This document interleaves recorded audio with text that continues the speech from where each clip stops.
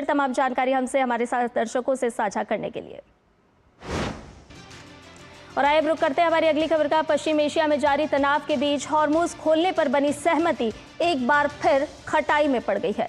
Straight of Hormuz को लेकर जारी तनातनी के बीच ईरान ने यू टर्न लिया और वहीं इस यू टर्न के लेते ही हॉर्मुज की तरफ बढ़ रहे 6 जहाजों ने भी यू टर्न ले लिया।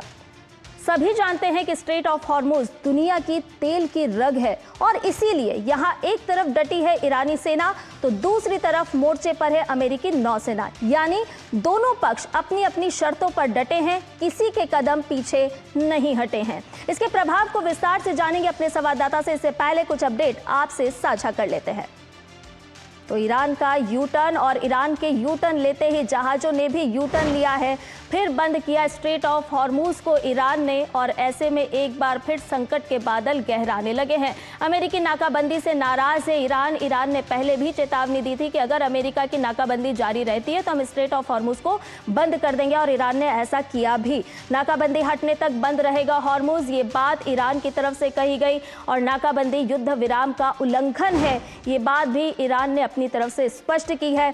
और उन्होंने ये भी कहा कि निशाने पर रहेंगे हॉर्मुज आने वाले जहाज और इसी की एक वजह बना कि जहाजों ने भी यू टर्न ले लिया, क्योंकि जब ईरान ने यू टर्न लिया और इस नाकाबंदी को लेकर के हॉर्मुज को बंद कर दिया तो फिर जहाज भी पीछे हट गए। नाकाबंदी से क्षेत्र में तनाव बढ़ गया है और ये तनाव कहीं ना कहीं संकट में तब्दील होता हुआ भी नजर आ रहा है, क्योंकि एक बार फिर जो तेल की रग है, जहां से तेल के जहाज होकर के निकलते हैं, उस पर एक बार फिर संकट के काले बादल मंडराने लगे हैं।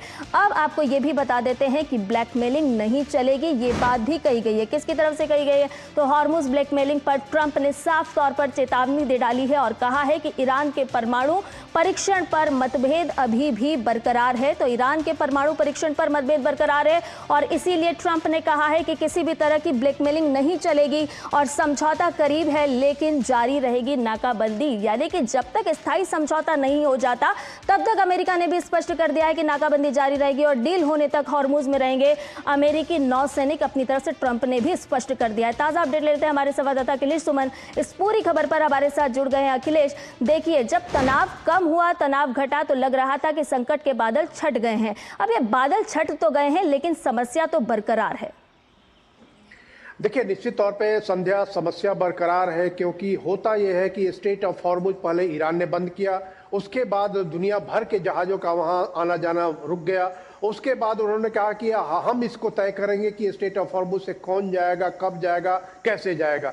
उसके बाद जब अमेरिका पे दबाव बनना शुरू हुआ, पूरी दुनिया की तरफ से अमेरिका पे दबाव बनना शुरू हुआ, जब तेल और गैस के संकट सब जगह छाने लगे, तो उसके बाद अमेरिका ने एक तरीका ढूंढा कि वो गल्फ ऑफ ओमान को और अरब सागर को नाकाबंदी करेंगे और ईरान जाने आने वाले सारे जहाजों को रोकेंगे। तो निश्चित तौर पे इसका खामियाजा ईरान को भुगतना पड़ रहा है, क्योंकि यह सिर्फ जहाजों की नाकाबंदी नहीं है बल्कि एक तरीके से आर्थिक नाकाबंदी है ईरान की। और इस बात से ईरान अब फिर बौखला गया है और उसने एक बार फिर स्ट्रेट ऑफ हॉर्मुज को बंद कर दिया, जिसके बारे में उनके विदेश मंत्री अब्बास अरागची ने घोषणा की थी कि स्ट्रेट ऑफ हॉर्मुज खुल गया है, सारे जहाज आ जा सकते हैं।